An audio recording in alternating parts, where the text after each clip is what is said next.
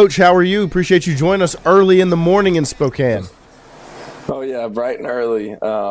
Didn't get as much sleep as I wanted to last night, and honestly, I don't know if that's a good thing or a bad thing this time of year. And we've done a lot of preparation for tonight's game, but we found ourselves sitting up in the team meeting room last night watching some of those incredible men's games, and you just couldn't turn them off. We had the Arizona game on one screen, the Tech game on the other screen. The girls were screaming, going crazy, and but like I've alluded to, this is that time of year, March Madness.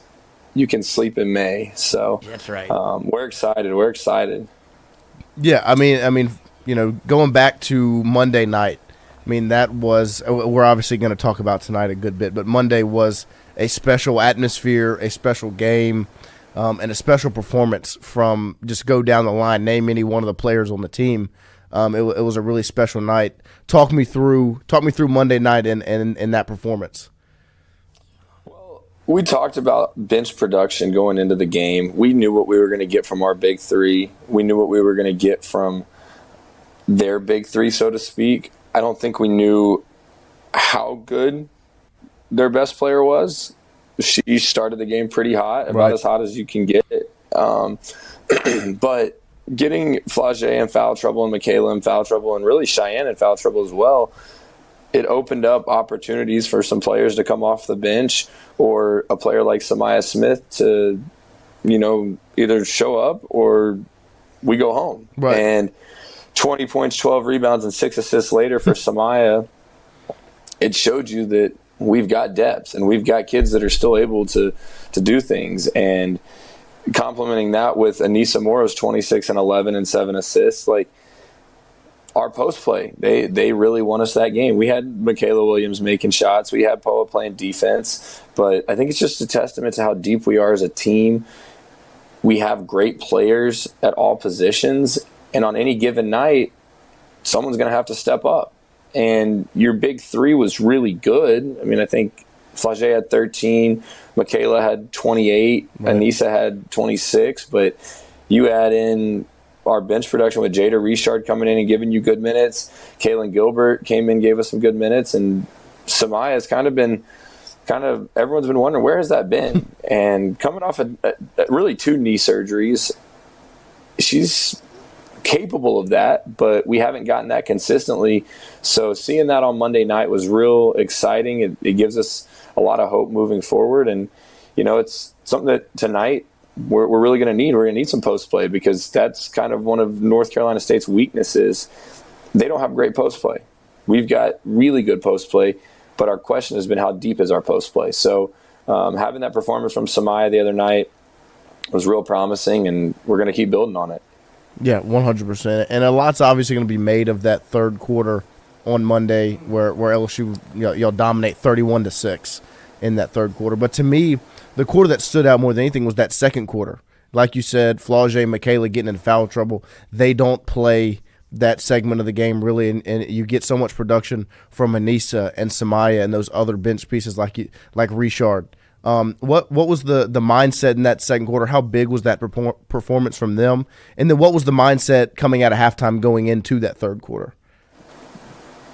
The second quarter was huge. And, the third quarter we outscored them 31-6. But I think, like you said, the second quarter may have been bigger than the first quarter or than the third quarter because we needed to keep the lead, obviously you want to extend leads all the time, but with some of your star players on the bench and players who produce more on the bench, you needed some of those stay in the fight. Second team players. Right. You don't want to do anything to hurt us. And Florida State is a very good team. They play very fast, but we also knew that their defense wasn't great. So if our kids like Jada Richard could come in, give us some good minutes, keep the lead, and just get us to that third quarter, we knew we were going to be in good shape. And then we did that. We gave up a few points late in the second quarter. I think it was a 1-point game at halftime. But you go in the locker room at halftime, you still have the lead. And as a staff, you want to talk about certain things. There was really nothing to be negative about offensively. We scored 50 points, 51 points, whatever it was. So everything was clicking offensively. it was the defense. And that's the thing in this tournament. If you don't play good defense, you're not going to advance. And so we challenged our players at halftime, like, hey, we got to guard. Like, we don't want to keep trading buckets. We don't want to trade twos for threes, whatever it may be. And we got to lock in and play defense and keep rebounding and dominate the paint. Well, you look up the first minute and a half of the quarter, and we're still trading buckets. Well, that's kind of when the flip switched, and the switch flipped. Sorry, I say it like that all the time. Yeah, now. But that's when it got going, and when it got going, it kept going and kept going, and the crowd was into it. It couldn't stop, and I don't know if that's just because of our fans. It was something that was really special to watch. In one of the timeouts, Coach Starkey and I were talking. That may have been the best third quarter of basketball, or best quarter of basketball we've seen as a staff in our 4 years that we've been here. It wasn't like Florida State was just missing shots. We were guarding them. We were forcing turnovers. We were getting out in transition and running. We were sharing the ball. It was fun to watch. And, the last 2 quarters against Florida State, the complete game against San Diego State, those are the type of quarters and games that you want to put together going on the road for a chance to play 2 more. And it's like Coach said yesterday to the team, the momentum we have right now is in a really good spot. And I think the girls are extremely anxious to play. We've been out here since Tuesday afternoon. I think we're acclimated to the time, the altitude, and now it's just sit back, and we got shoot around this morning, and then we get to tip it up tonight. And honestly, I'm glad we get the early game because our girls are ready. We had shoot around yesterday, and it was earlier in the day, and the rest of the day we had off. And Anissa was like, we want to be off our feet, but we don't want to just be in the hotel sitting around doing nothing. So the girls have done a lot of team bonding stuff just as a team. They've done yoga together. They've been watching a lot of the men's games. Just the team's in a great place right now. It's real exciting stuff this time of year. Is it fair to say that you're playing your best basketball right now, and probably at the most important time to be playing your best basketball? I think there's no doubt. Question after the SEC tournament, are you playing your best basketball? 4 of 6, something like that. And that's not playing your best basketball from a record standpoint. But from a sharing the ball standpoint, from a chemistry standpoint, from a synergy standpoint, we're in a really, really good place right now. Our practices have been extremely energetic. Our off-the-court chemistry has been phenomenal. Girls are going to meals together. They're coaching themselves on and off the court. But the thing that I love the most is they're still able to hold each other to a high standard. Even yesterday, we had media cameras all over practice, and one of the post players bobbled a pass. Well, the guard gets up in their face, hey, catch the ball. We need you. Flip side, we got a player that misses an open shot on the perimeter. Make the shot, or next one's going in. So we're holding each other to a very high standard because we know that's what it takes to keep advancing. And this is the time that you want to be clicking and you want to be playing your best basketball, because if you're not, you're going home. Yeah, no. Real quick, you've been on, obviously, a part of national championship teams before. Do you start to notice little things like that whenever it feels like you're going to do something special? When you start seeing it's kind of I don't think there's an aha moment or anything like that. You kind of start looking around damn, they're really this team has a lot of chemistry together. Did you feel that, or was there an aha moment where it's oh, these girls are vibing on a different level together, great chemistry? Well, I think it in large part has to do with Flau'jae Johnson. I think we've talked about it. Sitting her may have been the best thing for our team, for her, for the program, because I've said it. It opened up a whole different perspective for her. And I think the perspective that we didn't see as a staff when she was off the court, we didn't realize how good of a leader she could be.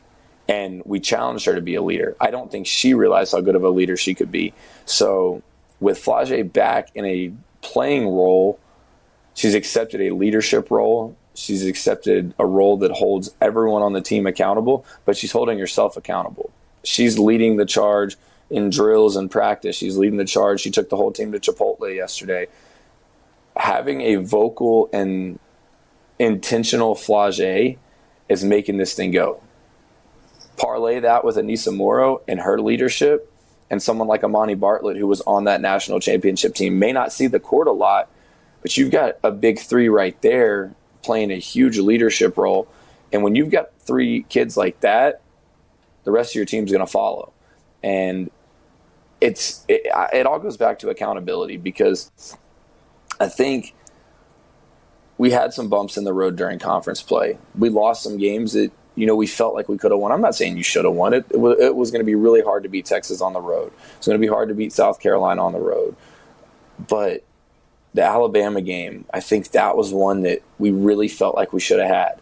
The Ole Miss game at home, we felt like that one slipped away. So knowing how we felt after those games, one, from an emotional standpoint, but two, as a team, it's like we can be so much better. So I think when you talk about playing your best basketball, when you talk about feeling that kind of aha moment, I don't think there's one moment in particular, but I think it's a combination of moments and how we felt in certain situations and building on those. Because you can do one of two things after a loss. You can either move on and not worry about anything and say, oh, we'll get the next one, or you can really learn from it. And I think we've learned from those losses. I think we know how we felt after that. And one of the common themes is we don't want to feel that again. Just like the other night, we talked about Anissa Morrow losing her senior night game to Ole Miss. Well, end it the right way this time against a really good Florida State team, and she did just that. Yeah, and looking forward to tonight against NC State, the Sweet 16. What are some of the challenges that NC State can bring? Obviously, a familiar opponent, as y'all have played them earlier in the season, but a lot of time has passed. So there's not much to really glean from that game as much as whose the teams are now. What are some of the challenges that they'll bring? Well, we are very familiar with them. I think one thing you have to look at is we didn't have Miracle Shepherd in that game. Miracle was still fighting a little stress reaction in her foot, and NC State is very guard-oriented. 1 through 4 are pretty much guards. They have a couple five players with some size. The biggest thing is going to be transition. We've got to push the ball and run in transition. They're not really looking to foul. They are, I don't know what the exact stat is, but they really don't foul a lot. So is that a testament to their really good defense, or is that just saying, hey, we're going to score more points than you? So on the offensive end, we've got to push the ball. But on the defensive end, we've got to limit their transition buckets. I think when we played them the last time, they only had 5 points in transition, which was huge. I think the second thing is our defense. We've got to take the pain away. They made 15 threes in their last game against Michigan State in the second round, but Michigan State kind of sat back in a zone. I don't think Michigan State's near as athletic and as quick as we are. So we've got to take the pain away. They're going to hit threes. They're going to hit shots. But the game's going to be won in the paint. It's going to be won offensively, us scoring in the paint. It's going to be won defensively, us stopping the paint. And with that comes rebounds. We've got to dominate the boards. We killed them on the boards in the Bahamas. I think we out-rebounded them by 20 in the Bahamas. But that's what it's going to take. And it's not just going to take rebounds from Anissa Morrow. Like, we can't just look up and say, hey, Nice, go get them all. We need a collective rebounding effort, which is what we saw against Florida State, which is what we saw the last time we played. We're going to need guards with 3, 4, 5, 6 rebounds. Everyone get in there, gang rebound, 5 to the board, and that's where the game's going to be won. And then the last thing is going to be executing on offense. And I'm not saying we've got to make every shot, but we've got to value the ball. We've got to space the floor, and we've got to take good shots. I think we shot almost 53% against them when we played them in the Bahamas. Like, we're going to get good looks. If we set good screens, if we cut hard, we're going to be in good shape. But on the flip side, they're playing really good basketball right now. They won the ACC with Notre Dame. I think they tied for first. And they're a team that is very experienced. They've got 3 good seniors, very well coached. So it's just like we said in the first 2 rounds, you can't let this game mean more to them than it means to us. And I think we're really locked in on that, and you can't look ahead. We know what lies ahead potentially, but really we don't. I mean, with UCLA and Ole Miss, it's March. You saw it on the men's side, and the other thing is you've got to play a 40-minute game, and I think that was something really good for our team last night to see the Arkansas-Texas Tech game. I mean, everyone thought Arkansas was walking away with that game, and you've got kids and you've got teams that don't want their seasons to end, that don't want their careers to end. So whether you're up 16 with 10 minutes left or down 16 with 10 minutes left, you've got to keep playing, you've got to finish possessions, and you've got to stay together till the buzzer sounds. And if we do that for 40 minutes, I think we look up tonight and we're going to be real happy. Yeah, no, I mean it's gonna be a big one, and I agree. I mean, as much as NC State is playing much better basketball, they relied so much on those guards. I think Miracle Shepherd's going to play a huge role in the success tonight. What's on the docket for y'all today as y'all prepare for tonight and get ready for the Sweet 16 matchup? Yeah, you getting a nap in, brother? I will get a nap in at some point. You know, it's real tough, and you don't want to dog the NCAA because they get dogged enough. But this whole deal with 8 teams being at one regional site is difficult. So today we'll have breakfast here around 9 o'clock, and then we'll leave for the arena around 10. And then we get a 30-minute shoot-around today, which is not part of our routine. We normally get a full hour on the court to go through our normal day of game shoot-around. But with so many other teams here with games tomorrow, other teams have to get time on the main court. So we get an abbreviated shoot-around. We're not going to use that as an excuse. We're going to get a lot of shots up. We walked through a lot of sets yesterday, so we don't have to spend time on that on the floor today. The biggest thing is on game day, you want to get a lot of game shots. So we'll shoot at the main arena for about 30 minutes. We'll come back here to the hotel. We'll have pregame meal. And that's what I said. The other thing about being the early game is you don't have to sit around and watch a game before you. You're the first team that gets to play. So we've had some LSU fans travel. There's OU staying at our hotel. So I think it's kind of SEC vibes here. We're having a big party at the hotel, I think at 12:30 our time. So all the fans that showed up here can get nice and juiced up. And then we'll do a team send-off. Our band's here. Cheerleaders are here. So we've got a good fan base here. And then we'll head to the arena about 2:45 our time. And the arena's right out the window. It's like a 2-minute drive. It's actually a really nice area here in Spokane. It's far, far away, but beautiful city.